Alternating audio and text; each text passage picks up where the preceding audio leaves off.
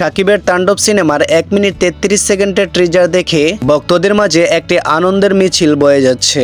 সাকিবের 25 বছরের সিনেমার ক্যারিয়ারে তাকে এরকম সাইকো ক্যারেক্টারে আর অন্য কোনো সিনেমাতে দেখা যায়নি। তাণ্ডব সিনেমাতে মেগাস্টারের এরকম অসম্ভব পারফরমেন্স দেখে ভক্তরা বলেছেন যে বরবাদ সিনেমার রেকর্ড ছাড়িয়ে যাবে তাণ্ডব সিনেমা। এই পজিটিভ বিষয়টাকে নিয়ে অনেকে লাড়ালাড়ি করছিল, আবার কেউ কেউ তো খারাপ মন্তব্য করে কথা বলেছিল। শুধু সেই কারণে তাণ্ডবের পরিচালক রায়হান রাফি এবং কি বরবাদ সিনেমার পরিচালক মেহেদী হাসান হৃদয়, জনপ্রিয় সুপার ডুপার 2 পরিচালক একসাথে হয়ে ভক্তদের উদ্দেশ্যে কি বলেছে চলেন আমরা এক নজর সবাই দেখে আসি। প্রথম সিনেমা হিসাবে যা করছে হৃদয় সবাইকে তাণ্ডবের পরিচালক রায়হান রাফি মেহেদী হাসান হৃদয়কে নিয়ে অনেক প্রশংসা করেন। সে বলেন যে হৃদয় প্রথম সিনেমা দিয়ে পুরো ইন্ডাস্ট্রি কাঁপিয়ে দিয়েছে, তার জন্য আমার পক্ষ থেকে অনেক অনেক শুভকামনা রইল। সেজন্য আমাদের মাঝে আরো ভালো ভালো কাজ উপহার দিতে পারে। এখন দেখবো বরবাদের পরিচালক মেহেদী হাসান হৃদয় তাণ্ডব সিনেমার ট্রিজার দেখে কি মন্তব্য করেছেন।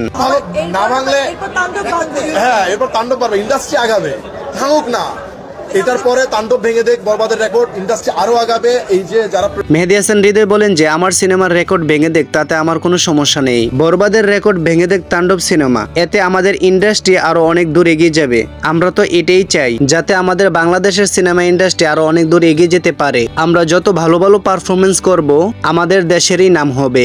তাণ্ডবের টিজার তো আমার কাছে অসাধারণ লাগছে। আমি বিশ্বাস করি অবশ্যই বরবাদকে ছাড়া যাবে, আর বরবাদকে ছাড়া যাওয়া উচিত ভাই। মাথা নষ্ট করা গেটআপে শাকিব খান তাণ্ডব সিনেমার প্রমোশনে এসেছেন।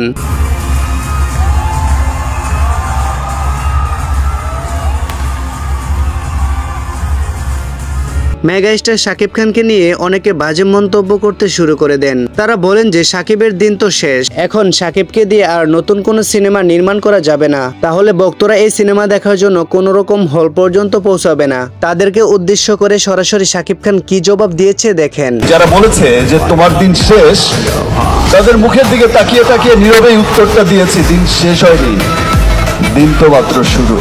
তো বন্ধুরা, সম্পূর্ণ ভিডিওটি কেমন হয়েছে অবশ্যই কমেন্ট করে জানিয়ে দিবেন। আর যদি ভিডিওটি ভালো লেগে থাকে তাহলে অবশ্যই আমার এই চ্যানেলটি সাবস্ক্রাইব করে দিবেন। ধন্যবাদ আপনাদের সবাইকে।